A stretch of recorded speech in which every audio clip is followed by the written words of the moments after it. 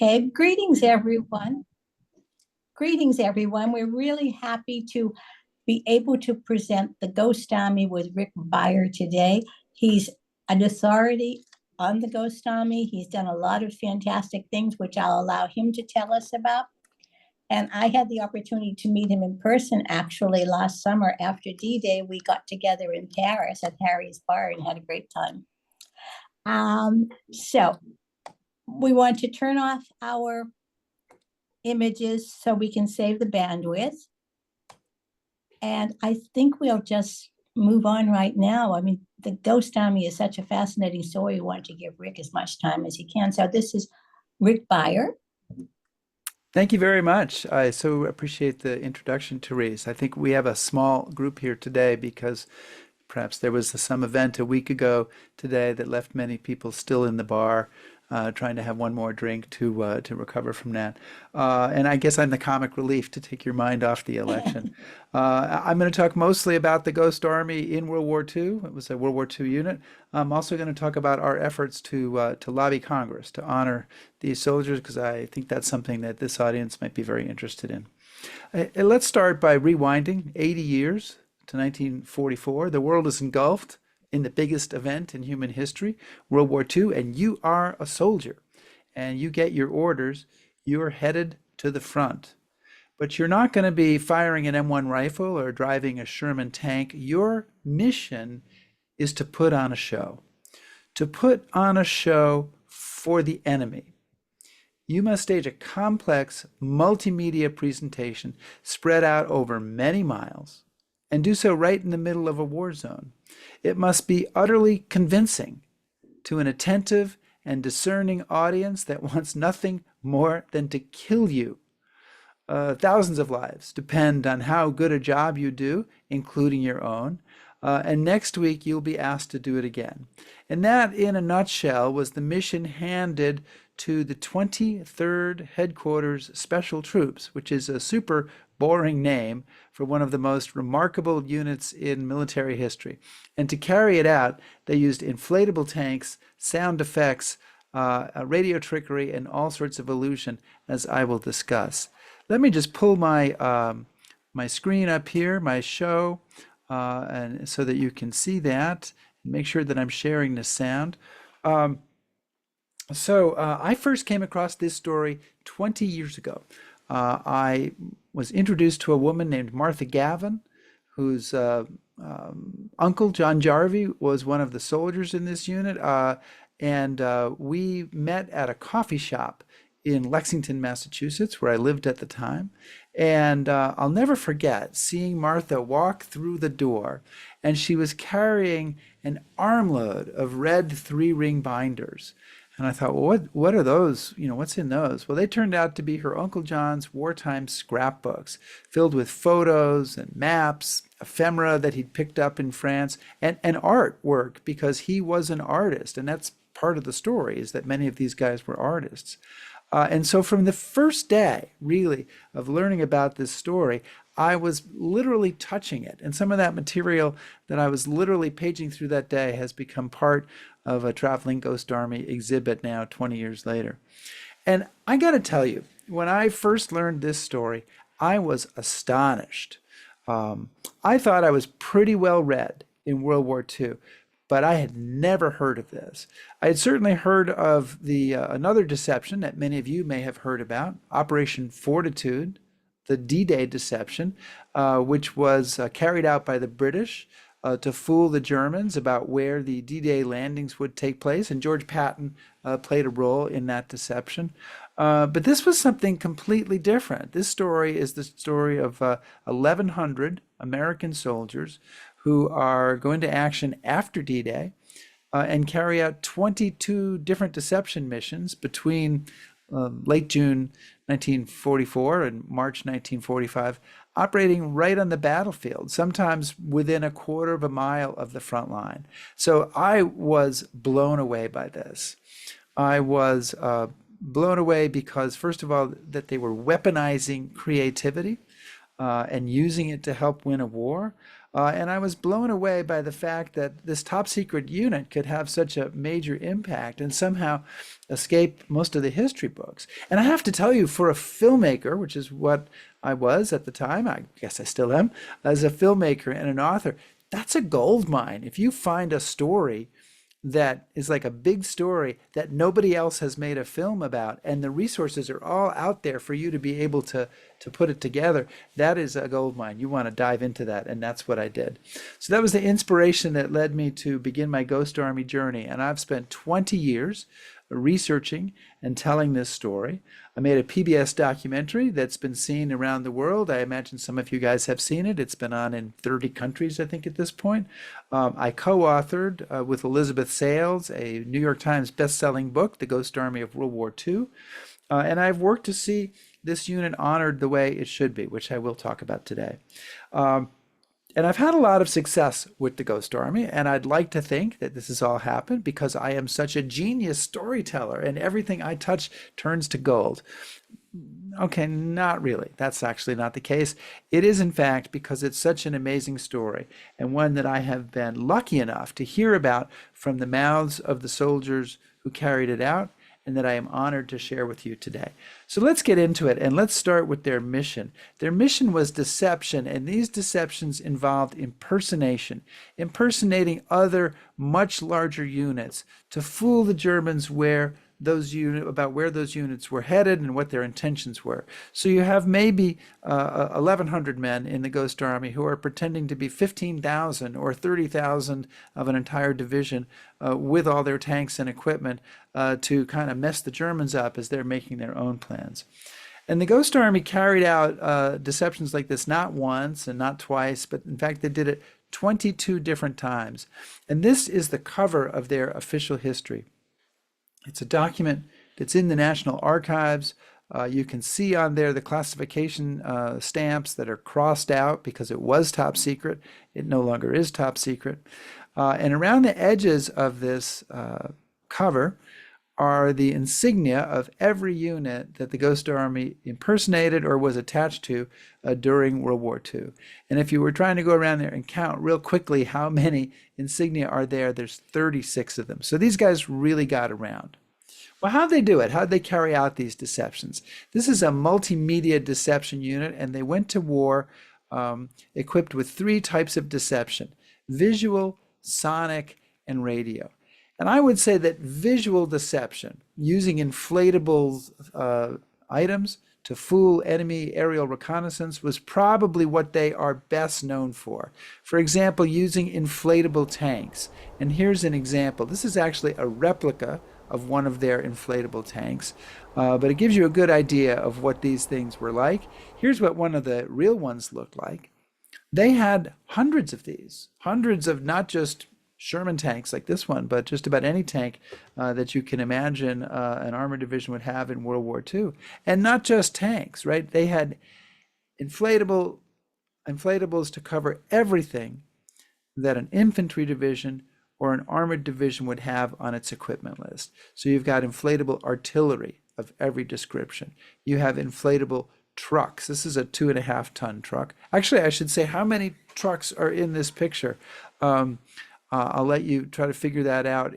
I would say the correct answers are either 3, because there's 1 in front of us and 2 in bags, or 0, because there are actually no trucks in this picture. They're all inflated. They also had inflatable spotter planes, like the small reconnaissance planes that an armored division or an infantry division would have. So all of these things look very fake from close up. I don't think any of you are fooled by this. But as you get a little bit farther away, it gets a little bit harder to tell. And in this picture, you might have to look pretty carefully to see which one is the real truck in this picture. And in fact, it's the truck on the left. But this is still a lot closer than we're going to allow the Germans to get. So imagine that you've got hundreds of these inflatables. You can paint the landscape with a 3D masterpiece. This is a photo from their last operation, Operation Viersen, along the Rhine River, about 15 or 20 miles from Dusseldorf. Every vehicle in this picture is inflated. So this is a tableau set up to fool enemy aerial reconnaissance and make them think that all these tanks are there for real. And what is it that makes this picture look so realistic? And you'll probably figure it out pretty quickly. It's the tank tracks, right? But it turns out that a 40-ton Sherman tank makes a deep impression in the ground. A 90-pound dummy, not so much. So they had to have bulldozers. They had 3 bulldozers on their equipment list. And as they're setting up these inflatable tanks and blowing them up at night, the guys would very carefully carve in the bulldozer tracks to each tank. And look, if you miss one tank, and so you get there in the morning and there's one tank that doesn't have tank tracks to it, that's going to be a signal to German intelligence that maybe they should look a little bit more carefully about this.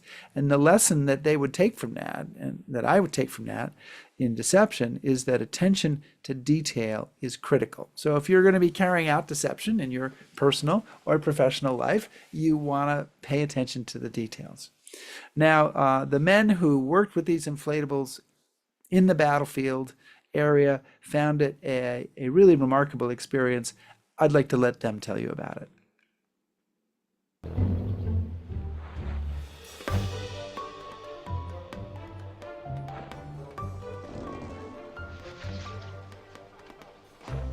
It was a little bundle of stuff, which a tank was in, all compressed before you opened the bundle, spread the nozzles around, and inflated it. Pulling this amorphic shape out of it, and then watching it being filled with air and taking form, like a monster. If things went very well, there were air compressors. If things went not so well, there were bicycle pumps. And if things went terribly badly, there were our lungs. In most cases, like a German tank, we could have it inflated and moved within 15 or 20 minutes. The artillery piece was good. The Jeep was good. But that M4 tank, that was the beauty. That was a piece of work, it really was. I'm going to assume that you could all hear that okay, and that if it was silent and you couldn't hear anything, that someone will come on and wave to me or interrupt me to let me know, and I'll fix that. Otherwise, I will keep on going. And I've got Nicole's giving me a thumbs up, so I think we're in good shape. So many of the veterans who worked with these inflatables shared stories with me about working with the tanks, and one of my favorites came from a soldier named Arthur Shilstone. And it was early on in their time in France, and they were setting up the inflatables for one of the first times. And they had put a security perimeter around the area because, of course, you don't want prying eyes to find their way in and see you inflating rubber tanks. That's going to be kind of a giveaway. But somehow a couple of Frenchmen on bicycles had blundered through the security perimeter. And now Arthur's job, Arthur was on guard duty, his job was to shoo them away. And as he told the story, he said they weren't looking at me, they were looking over my shoulder. And what they thought they saw was 4 GIs lifting a 40-ton Sherman tank and turning it around. And Arthur said they were looking at me, they were looking for answers, and finally I said, the Americans are very strong. And Arthur Shilstone became an illustrator. He painted this picture to illustrate that story, and did that 40 years after it happened. Now, of course, for the Ghost Army, inflatables are just one part of their deception triad that they're going to war with, one means of fooling the enemy. A second means was sonic deception. This was a brand new technology in 1944 because the records have been around a while, but the means of really playing them out on these trucks out in the field really was pretty new. So what they did is they recorded all sorts of sounds. They went down actually to the Army Proving Ground at Fort Knox to record these sounds. And they recorded tanks on the move, trucks on the move, digging in, just about everything that you can imagine. Not battle sounds, but preparation and movement sounds. And then for any particular deception that they were doing, they would mix the appropriate sounds together onto a wire. So wait a minute, you're saying a wire? What are you talking about? Well, before there were cassette recorders, there were tape recorders. Before there were tape recorders, there were wire recorders, and it recorded sound. I don't even know if you can see this, but it recorded sound onto a wire that's about the consistency of fishing line. So I think you can see that. And if you get 6 feet of this wire, it's about 1 second of sound. And then they could play that back out of these loudspeakers, 500-pound loudspeakers mounted on the back of half tracks. And by the book, they had a range of 15 miles. But a lot of the guys I talked to who were in the sonic unit said they pushed them up pretty close to the front. So sometimes they were a quarter of a mile from the front line. So really right almost on the firing line. And this is really kind of theater of the mind, right? So if you're a German soldier and you're dug in at night and across the river from you, you hear the sounds of tanks coming in, hour after hour. You are going to start to really believe that a large number of tanks are assembling right across from you. And then, of course, in the morning, if you can get aerial reconnaissance to come over and take a look, they're going to spot some of those inflatables set up, camouflaged, but camouflaged a little badly so that it looks like there's some tanks there. And a picture is going to start to emerge in the enemy's mind. One of the officers in the sonic unit was a guy named Dick Syracuse, who described himself to me as a kid from the Bronx. And he said when he was out there at night with the sound trucks playing these sounds, that after a while, he began to see tanks. He knew they weren't there, but he began to see them. And he said that it was psychologically unnerving, or since he was a kid from the Bronx, what he said was that it was psychologically unnerving. But radio deception was very successful, and we know from some of the testimony of people who were in units adjacent to the Ghost Army that they thought there were huge amounts of tanks moving in. I'm sure that the enemy was convinced as well. The third type of deception that they went to war with was radio deception, and it's a pretty simple idea to replicate the radio signals of a real unit to make it seem like it's really in a place where it is not. Radio was the stage setter. Now, when you think of the 23rd Special Troops, you think of the inflatable tank or the sound guys, and they're great. But they have to have a stage on which to perform. And we provided that stage. That's veteran Spike Berry, one of the radio guys, talking about radio. He calls radio the stage setter because you think about it, you can start a radio deception 50 miles away because those radios will transmit for a distance. And so you can have radio trucks that are kind of moving into the scene, and to the enemy who's listening in on their own radios, it sounds like a whole division is moving in. I mean, it would definitely give them that impression. So if you start with the radio, then you have the sonic, then you have the visuals, you're going to have all these different means of deception building the same picture in the minds of the enemy. Radio doesn't get as much attention as some of the other types of deception, which is unfortunate because it's one of the most effective means of deception that they had. And I said it was simple. It is a simple idea, but it's complex in execution because the Germans are so sophisticated in their radio intelligence that they're able to identify individual American radio operators by their sending style, what's called their fist, the speed at which they transmit, where they hesitate, make mistakes, etc. And so the Ghost Army radio operators had to be able to imitate, to mimic the radio operators that they're impersonating, their Morse code sending style, because this is all Morse code transmissions. And there's some people, Malcolm Gladwell, for example, who say that that's impossible to do. But the Ghost Army guys did it well enough to fool the Germans during World War II, which I think is a pretty extraordinary effort. One of the guys who was sending these messages is Stanley Nance. And Stanley Nance described to me kind of the three-part process of how he would take over the radio transmissions from a real operator. Step one is he pulls his truck alongside the truck of the real radio operator and observes him for a period of time, maybe several hours. Step 2 is that he will then step in on that person's radio and take over sending from them, imitating them, mimicking their style.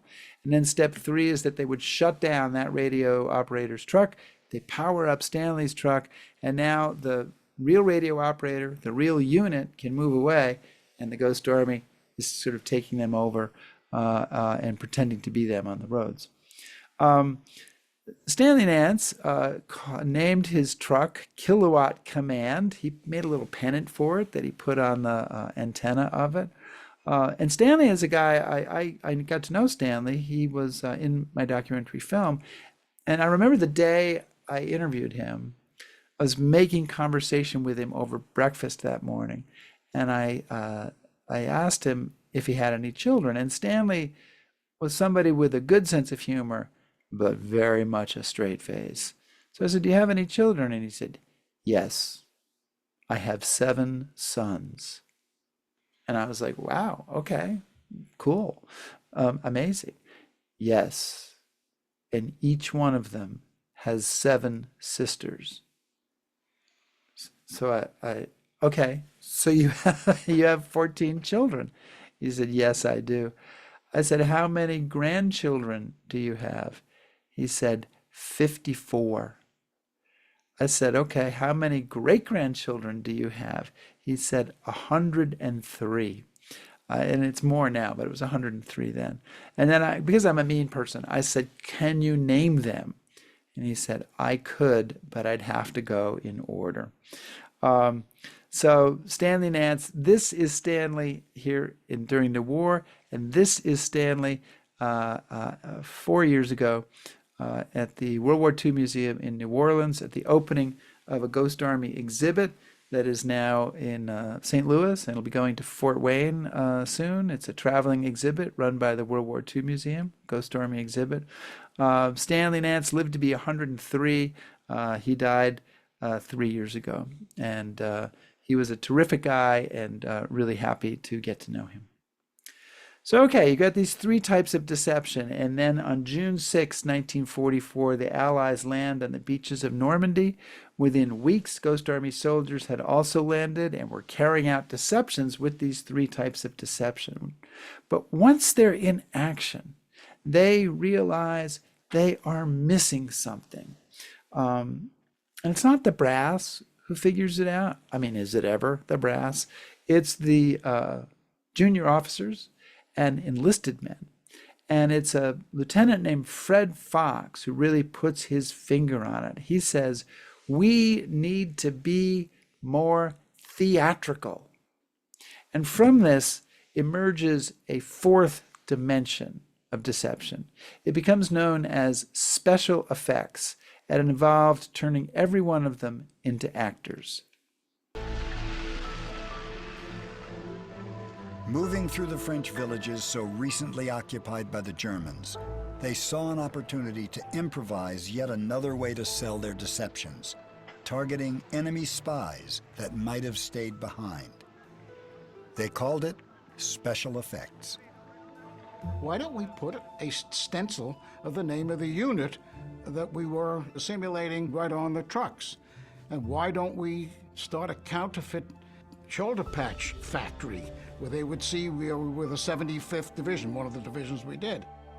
So we began to put on their patches and put their bumper markings on, and we physically assumed the role. Only for every 100 of them, there might be 10 of us. My shirts were all wrecked from having sewn so many different shoulder patches on them. They even set up phony command posts, and against all Army regulations, staffed them with counterfeit commanders. If you're going to bring a division up, you better have a headquarters somewhere, and there better be a major general walking around. And so we had to have a fool general do this. Some sergeant would wear 2 stars for that operation. Our job was to go in with our phony markings and phony stories that we were pretending to be officers and soldiers from another organization. and we were turned loose in town. Go to the pub, order some omelets, and talk loose. And a lot of the guys went to the bakery, got rolls and stuff, and said, "We got to get an extra supply because we're moving out tonight," that kind of thing. It was almost kind of silly, really. But I think what really confirmed the fact that there was effectiveness was sitting in a cafe and seeing a door open up gradually and somebody was taking pictures. We'd find out if like a division or a special unit had a particular song that they liked to sing. We get blitzed and sing their song. Yeah, you can see they really threw themselves into their work. One of the veterans mentioned a counterfeit shoulder patch factory. Here's some of the fake patches that they made. And these were saved by a veteran named Seymour Nussenbaum in 2 scrapbooks, along with a whole bunch of other material, which were eventually donated to the National World War II Museum. And Seymour worked on making those patches. He said that they painted them onto tent canvas, what are called shelter halves. And he estimates that during the course of the war, they made 40,000 counterfeit patches because they couldn't always get real patches in time for a deception that they were carrying out, so they had to make their own. Seymour, I'm very sad to say, passed away just a few weeks ago. He lived to be 101 years old, and he lived in his own house up until the last few weeks of his life. He had a great family and a great life, and we will miss him. So these 4 types of deception were used in concert to spin fake news to the enemy. The unit carried out, as I mentioned, 22 deceptions with some spectacular successes, and that includes deceptions during the clearing of Brittany, deceptions covering George Patton's race across the France, deceptions during the Battle of the Bulge, and finally, their biggest and probably their most impactful deception, the crossing of the Rhine at the end of the war. And that last deception, Operation Viersen, probably saved thousands of lives all by itself. The unit was impersonating 2 divisions, the 30th and 79th, so that's about 30,000 people, and pretending that those 2 divisions are crossing to the south, whereas in fact the 2 divisions are crossing up north around where that blue arrow is. And as I said, this deception alone is believed to have saved thousands of lives, and so probably all by itself made the creation of this unit worthwhile. Now, if you read the book or if you look at the documentary film and you learn about some of the individual deceptions, you'll discover that many of the deceptions are made for George Patton's Third Army. And the 23rd did not work solely for George Patton. They worked for his boss, General Omar Bradley, the commander of the 12th U.S. Army Group. But many of their deceptions were for Patton's Third Army. And I don't think that's a coincidence. When we think of Patton, we got this image in mind from the movie, George C. Scott playing him, and we see him as a, cantankerous, profane. He's got the ivory-handled pistols. He's difficult to work with. He is headstrong, shouting and cursing. But the deception planners saw a very different George Patton. And Colonel Billy Harris, who was the commander of the Special Plans Branch of the 12th U.S. Army Group that organized Ghost Army deceptions, he put it this way: he was the greatest team player that we ran into over there. He would do anything you asked him to in the interest of the overall picture. After the war, deception planners talked about the fact that some generals didn't seem to get deception, didn't want to be involved in it, but Patton wanted to win, would use every means at his disposal, including the Ghost Army. And a top secret U.S. Army report written years later categorized their exploits this way: rarely, if ever, has there been a group of such a few men which had so great an influence on the outcome of a major military campaign. I really believe that these guys were the unsung heroes of the war against Hitler and the Nazis. There's another aspect of this story I'd like to talk about. When the U.S. Army created the 23rd in early 1944, it put pre-existing units together to handle the deception mission.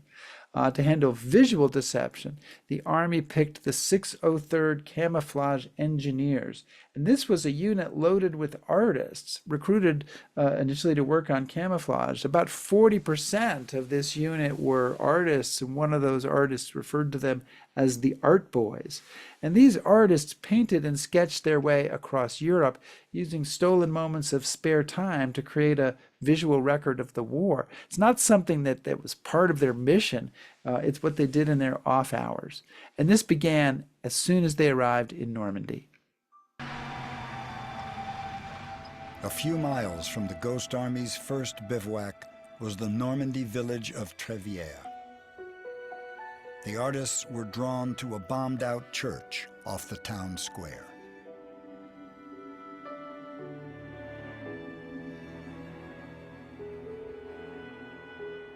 These were some of the first sketches I did.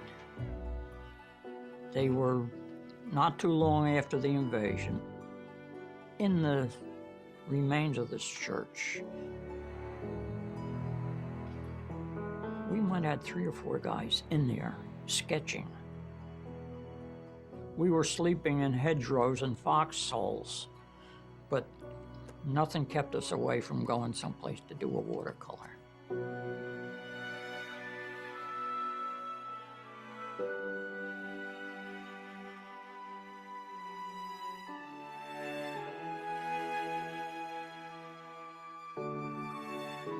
I was not the only soldier with a sketchbook. I'd have sketched whether I was the only soldier or not, but to be quite honest with you, I think it helped keep me in balance. I think it kept my sanity. You know, many of these young artists had striking post-war careers. Some of them went on to become quite famous. And just to name a few of them, Bill Blass, the fashion designer, he was a young artist in this unit. And like many other people, he was sketching and painting, but he was sketching women's fashion, either what he saw women wearing, like in the streets of Paris, or what he imagined that they should be wearing. This is his wartime notebook, and the cover of that notebook, if you look in the upper left-hand corner of it, he's penciled in the mirror image bees that become the logo of his fashion empire. So even from this age of 21 during World War II, you know, he knew what he wanted to do. Another Ghost Army soldier was Ellsworth Kelly, who became a world-famous minimalist painter and sculptor. And this is one of his artworks from during the war, very different from what he's done since then, the work he's done with hard edges and colors. But you can still see in here maybe some signs of the style that is still to be developed. And perhaps not quite as well known as those two, but still somebody who became known to millions of people was the wildlife artist Arthur Singer, who illustrated the book Birds of North America and many, many other books, and did television stories, magazine articles about him. And along with one of his sons, he created the Birds and Flowers of the 50 States postage stamp series. Just really a terrific artist. And many others who had lengthy careers as designers, illustrators, architects, set designers. And the Ghost Army art, you know, there's thousands and thousands of pieces of art. It's spread out all over the country. Most of it's in private collections. Some of it is in the hands of museums. And that's a fascinating topic all its own. Hopefully someday we'll be able to do a large-scale Ghost Army art exhibit that can travel. That's certainly something that's on my list that I would like to do. Last fall, I finished leading our 4th Ghost Army tour of Europe. Of course, most of you are either in Europe or some other country at this point. Perhaps this is not, you're not the right audience to market this to, but it's done under the auspices of Stephen Ambrose Historical Tours, stephenambrosetours.com. We start in London, we go out to the tip of Brest, and then we follow the Ghost Army all the way to Germany. And one stop, one very moving stop that we make every time we do this tour is the American Cemetery in Luxembourg. 5,076 GIs are buried there under rows of gleaming white crosses. And up front is somebody we've already talked about in this talk, one of the most famous soldiers in World War II? General George S. Patton, who was killed in a car accident a few months after the end of the war. And you know, his grave is a tourist attraction. So the buses pull up, people get off, they gather around the grave, the tour guide speaks about General Patton. I have done this myself. Way in the back lies another grave visited by far fewer people, and it's the grave of another George, Staff Sergeant George Peddle. And he was a radio operator for the 23rd, one of the guys who sent out the phony radio messages designed to attract attention. And they did that all too well on March 13th, 1945, during Operation Bouzonville. George Peddle was hit with shrapnel. People rushed to help him. He said, "Don't bother, I'm going to die," which he did a few minutes later. And this is George Peddle a couple of months before this, before he died. 3 Ghost Army soldiers were killed during the war. Several dozen were wounded while engaged as deceivers. Peddle's grave is a sobering reminder that although this story has its whimsical aspects, as every veteran would agree with, men bled and died to carry off these deceptions. 80 years later, the World War II generation is slipping away. To my knowledge, there are now only 5 men left, 5 of the 1,100 who served in this unit. So all too soon, the Ghost Army will be an army of ghosts. I don't want this story to die with them. That's why I made the film and wrote the book, and it's why I started the Ghost Army Legacy Project, a nonprofit founded to preserve and honor the legacy of this unit. And we've been involved in a bunch of things, creating bios of soldiers for our website, getting material to be donated to the World War II Museum, preserving scrapbooks, etc., of soldiers. But probably our most important effort has been seeking official recognition, long denied because their story was kept top secret for more than 50 years after the war. So after my film came out and after I wrote, co-authored a book about the Ghost Army, I was looking for what kind of official recognition we might be able to get. And I settled in 2015 on a campaign to secure the unit a Congressional Gold Medal. And this is the highest honor that Congress can bestow.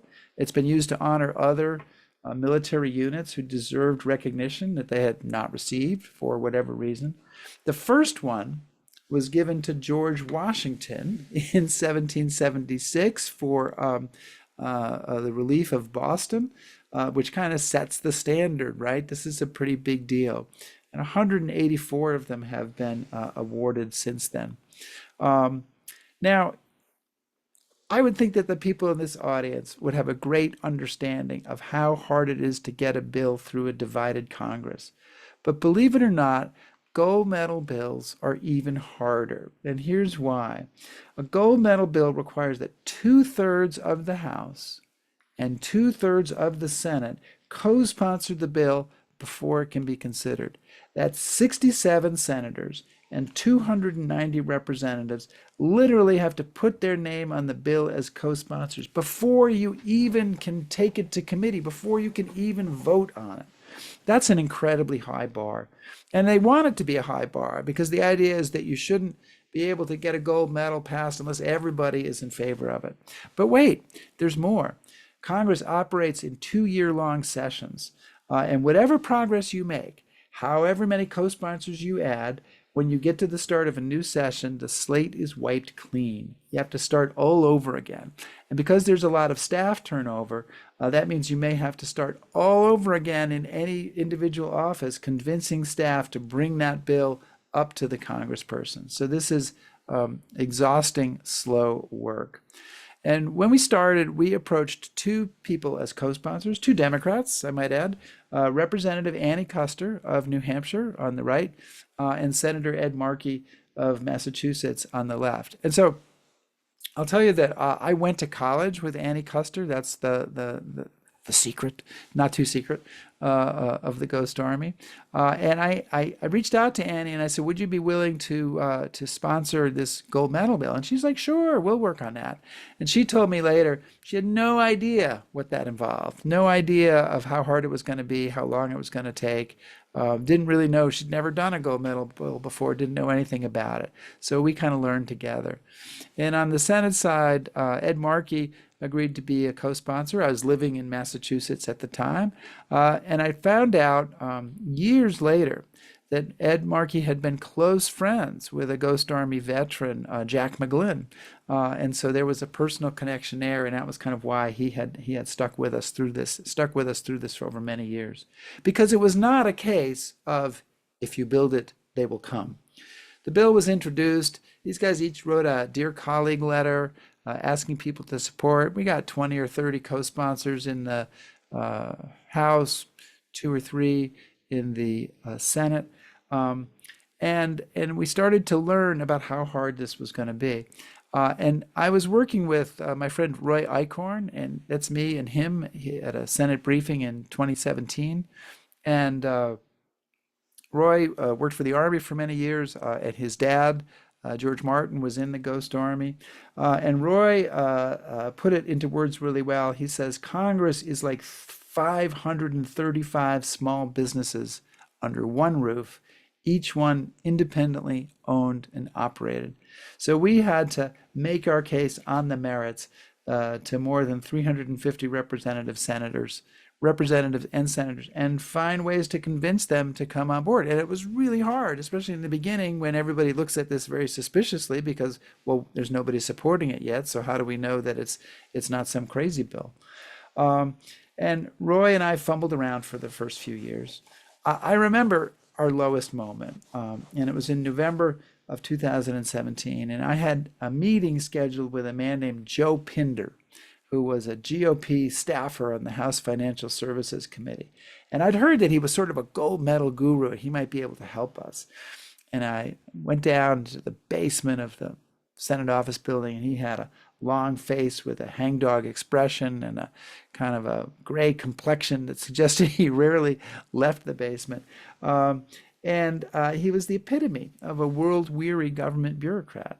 And he'd supposedly been very helpful on other gold medal efforts, but what I got from him was all gloom and doom. And he kept repeating the phrase, I don't want to discourage you, but it's going to be nearly impossible. But all the citizen lobbying in the world isn't going to get you all the way without some big guns behind you. But the GOP leadership in the House is opposed to group gold medal bills. They'll probably block the bill even if you get widespread support. But. So I walked out of that meeting shaken and profoundly distressed. And over the next year, considered dropping the whole thing. Couldn't figure out, though. I couldn't drop it. I couldn't figure out how to say no to the veterans and their families, how to tell them that we weren't going to be doing this. So we decided to continue. And not only to continue, but we changed our strategy to regroup and leverage our efforts by engaging a whole team of volunteer lobbyists. We figured by now, after a few years of working on this, we had the expertise to be able to guide people in how to be successful. And we recruited dozens of people. We set up a lobbying page on our website so that people could go in, and there were form letters and there were instructions and there were lists of who to approach for each Congress office. And we got groups of people who came to the Hill starting in 2019, 2020, who lobbied by email and phone after COVID hit and shut down the in-person lobbying. That all made a difference. Also, the fact that we were still at this, still at it, had started in 2015, still at it 5 years later. I think that alone let people know that we were not going to give up. We were going to stay at this to the end. And so there were many twists and turns, and it took 7 years, but we proved Joe Pinder wrong, which is really satisfying personally to me, and the other naysayers wrong. And we convinced Congress to pass this bill. The House and Senate passed the bill. And I just want to say, before I keep going on, I want to thank three lobbyists in particular who were teenagers when they were lobbying on this. On the photo on the left, second from the left is Reese Holmes. Third from the left is Madeline Christensen. On the right is Caleb Sinwell with Senator Grassley. These guys all got involved doing Ghost Army projects. Then they launched into lobbying. They were all incredibly effective and really impressive. And I think that they are the reason that we finally were able to cross the finish line. The president signed the bill on February 1st, 2022. That was an amazing day. There's a letter on the wall behind me from Joe Biden to families about this and about the fact that they had been awarded the gold medal. It took 2 years for the mint to custom design the medal and mint it. Here's what it looks like front and back. But in March of this year, Congress officially presented the Congressional Gold Medal to the Ghost Army. And 600 people gathered under the expansive dome of the U.S. Capitol for a ceremony hosted by Speaker of the House Mike Johnson. And the leadership of the U.S. Congress and the U.S. military were there to honor these men. And look, this is something that I worked towards for many, many years. And it was deeply moving to sit in the front row and listen as the leaders from the House and Senate championed these soldiers whose cause I took up nearly 20 years ago. We gather today to pay homage and to honor the legacy of a group of covert, creative, and courageous American war heroes who guarded truth and our precious troops with righteous deception. When our troops were near, this group made the enemy believe they were far away, and when we were small, they made the enemy believe we were much larger. A story of commitment and resolve, bravery and devotion, and remarkable talent and ingenuity. These secret soldiers were innovators, and they played a decisive role in turning the tide and winning the war. At great personal risk, these soldiers successfully diverted enemy resources and, as we have heard today, saved tens of thousands of American lives. So my colleagues and I introduced the legislation to recognize and honor the Ghost Army with colleagues from both sides of the aisle and from both chambers. And that same bipartisanship is here today. It's no small feat to get all these congressional leaders in this room together, smiling and in agreement. It's like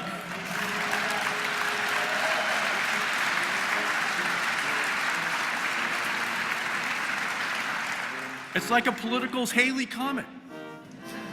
But the heroes of the Ghost Army and their families are used to defying their surroundings for the sake of making history. I know we're almost, I'm almost done. I want to let you know just a couple more minutes. I want to share one other picture from this day. I took this picture in the holding room a few minutes before the ceremony began. There were 3 Ghost Army veterans who attended this ceremony: John Christman, Bernie Bluestein in his white hat there, Seymour Nussenbaum on the right in his wheelchair, and they were all sitting in the front row.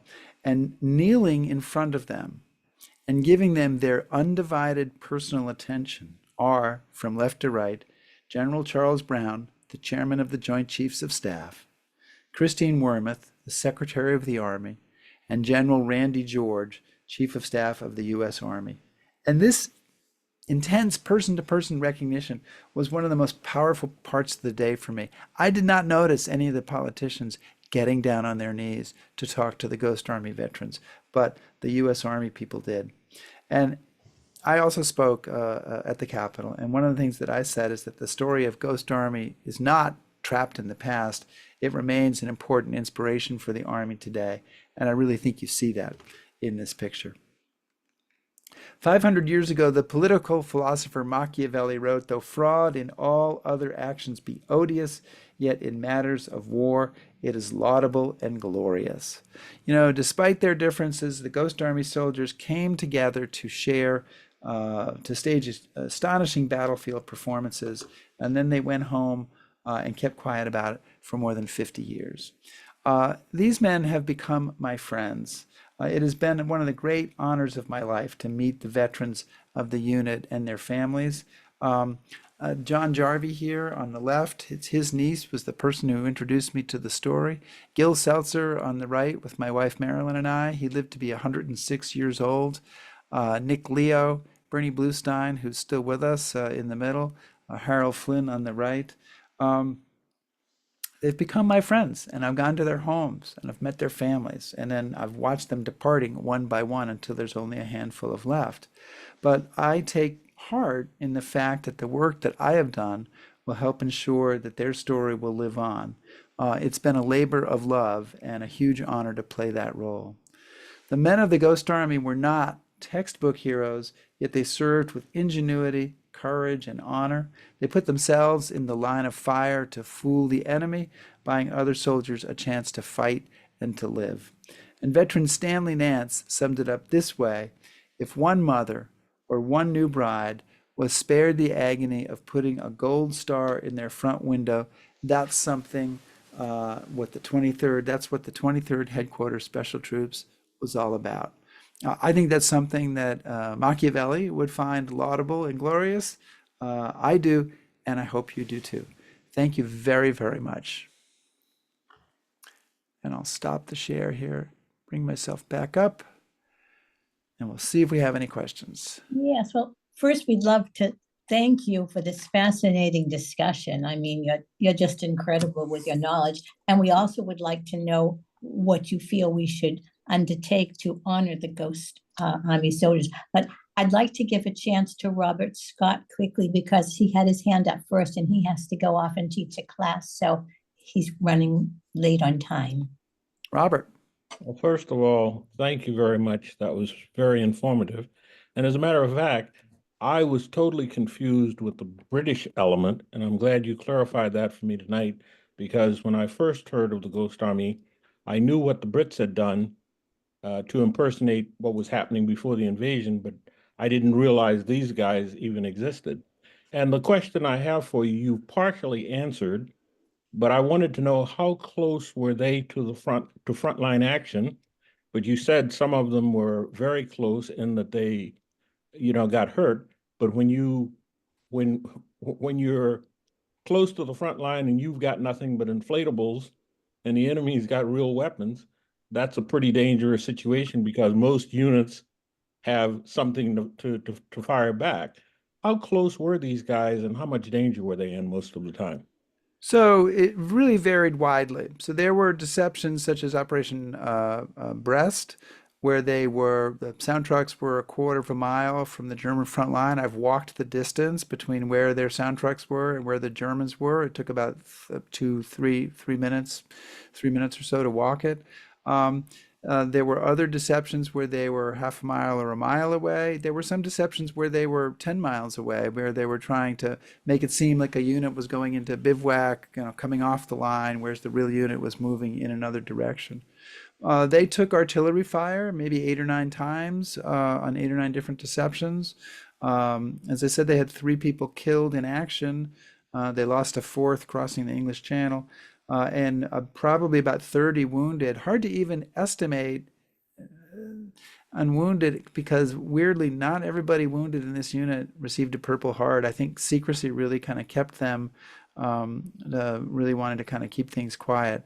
So they were not in huge amounts of danger. I mean, as it turned out when the war was over, although they always thought they were, because, one of the guys said, when we heard what we were going to be doing, we considered it a suicide mission. We're going to go out there and really not have any heavy weapons and be opposed to the enemy. So there's a good incentive to really make you make your deception sharp, because if the enemy figures out that it's fake, they could just punch right through and kill you.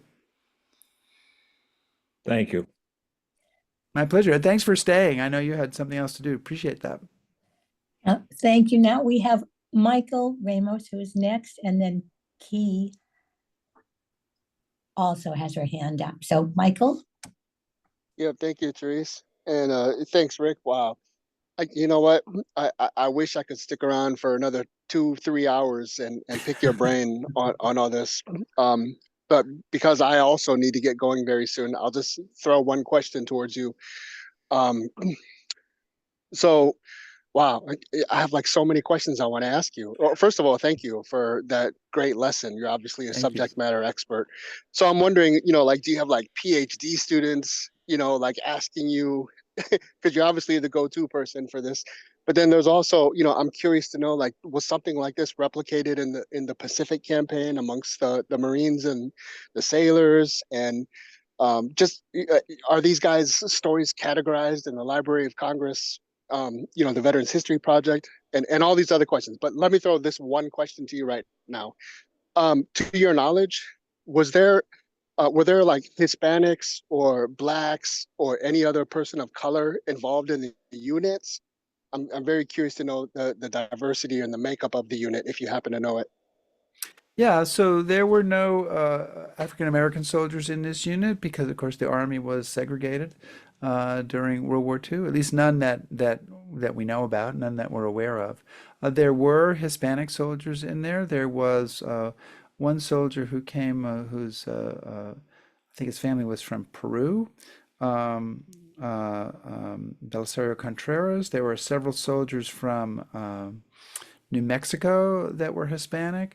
There was one Chinese born in China soldier who was a cook in the unit. So there was a smattering of sort of non-white people, but it was largely kind of a white male outfit. Yeah, like most World War II units. One of the things that I found interesting is that probably I think maybe out of the 1,000 people in the unit, I think maybe 50 or more were born outside of the United States, and probably a third or more had one or more parents born outside of the United States. And actually, of that, what was interesting is that there are three soldiers who served in the Ghost Army who were born in Germany and who served in the unit and who went back to the unit as part of being in the Ghost Army.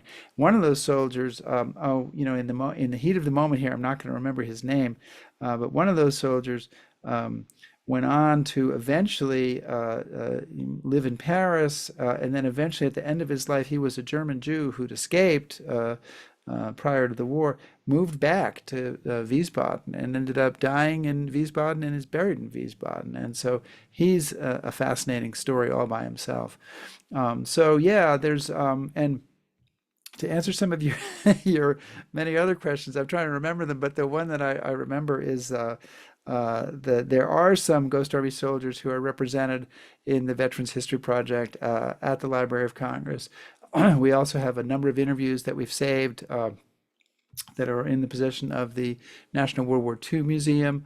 There's also some in the Pritzker Library has some, so that stuff has been seeded around, and we're trying to make sure that those stories are remembered and easy to find. And I just found out about some veteran interviews that were recorded 30 years ago, which is long before I started working on this in St. Louis. I'm going to try to make sure that those are also saved up for people to look at. Fascinating. Yeah, thanks a lot. Unfortunately, I got to get going, but I look forward to watching the rest of the recording. Thanks. Farewell. Cheers. Thank you. Thank you. And Key, would you like to go next? Rick, thank you so much. And Therese, thank you for putting this together. It's wonderful. So I have read that the IQ of the members of the Ghost Army was higher, possibly the highest IQ in the military. Was this by design? Were these high IQ people recruited for the Ghost Army, or did it just turn out that way? So I think the reference to IQ, it's in their official history, and I think it only refers to one segment of the Ghost Army. So I think it was the Sonic unit, but don't quote me. And I think that's because they recruited many of the soldiers in the Sonic unit from people who had been part of this Army educational program, the Army Specialized Training Program, which they then disbanded in late 1943. And so a lot of these soldiers found their way into the Sonic unit. I don't think that, I mean, I would say that it was put together too quickly for them to really have done that on purpose. But I do think that they, you have one unit, the 603rd, in which they've recruited a lot of art students who are basically they've got them from art colleges. So these are people who already presumably are sort of higher IQ. You have the Sonic unit, which is recruited from the Army Specialized Training Program. So those people are presumably higher IQ. And I think in general, they were looking for people who were smart enough to be able to understand the nuances of deception, because deception is not, it's not jump out of the trench and run across the field with your M1 rifle. It requires thinking and how something is presented to the enemy and what it's going to look like to the enemy. So I think that they were trying for smarter soldiers. I'm not sure that they were quite as organized about it as people might imagine. I mean, I think if you imagine, if you were making a movie about this and you'd sort of imagine them trying to put together the best and the brightest and do all that, I'm not sure that was quite top of mind, but it is in some ways what ended up happening. Yeah. Thank you. And I have one other quick question. Please. You mentioned someone named Chrisman or Christman. John Christman, yes. Do you know what state he was from? And I ask because I have a friend here in Guatemala whose name is Mike Christman. It's not a very common name. And I'm wondering if they could be related. Yeah, he's in New Jersey. He's in New Jersey. Yeah. Okay. And I don't, I don't know who's related to who, but if you want to email me and follow up about it, I'd be happy to put you in touch with his granddaughter. That's the family member. I can certainly ask my friend if he's part of that family. Yeah. Sure. Yeah. Okay, great. Thank you so much. My pleasure. Yes, well, this has really been fascinating. We're so thankful that you were able to give us all of this information. In fact, I'm thinking that maybe they can resurrect some of these techniques in future campaigns. Who knows? Well, the Army's very interested in what the Ghost Army did, and especially the psychological operations troops. And I think that there is a deception mission that they are equipped to carry out, but they don't share a lot of details about that. So it's not something that, I pick up little bits and pieces, and I tend to just sort of leave them be and not focus on them too much. And the big picture they kind of keep to themselves. But they are very interested in what this unit did and in how they can build on the philosophies of the unit and apply it to the modern battlefield today. Right, and maybe Democrats abroad could even apply it to the modern battlefield in future outreaches to voters. Possibly so. Yeah, well, thank you so much. And I'd like to thank Nicole. She's really been on her toes there, putting all the little links in the box so everyone could find the references to your works. And she's done a fantastic job, and I would have been lost without her. Thank you, Nicole. My pleasure. So, and thank you all that came. It's, disappointing that we didn't have more, but that's what it's always like. People just, we do it for who comes. What is it? We go to the war with the army we have, not the army we want to have, to quote a famous non-Democrat. So, yeah. Fantastic. And we're so thankful that you shared all of this with us. Thank you so much. It's such a great pleasure. And, definitely, I'm glad you're putting this up on YouTube. Give other people a chance to see it. And promote it out there, send them a link, and let's have people learn about the Ghost Army, because it's just an amazing, inspiring story. And despite what I've been doing for 20 years, there's lots of people who still, like Robert, they think it's something else. They don't really understand it, and they're gobsmacked when they find out about it. So let's have as many people find out about it as we can. Okay, and let me know what you feel we could help with to gain recognition for them. I sure will. Let me think about that, and Okay. and try to get back to you in a couple of weeks.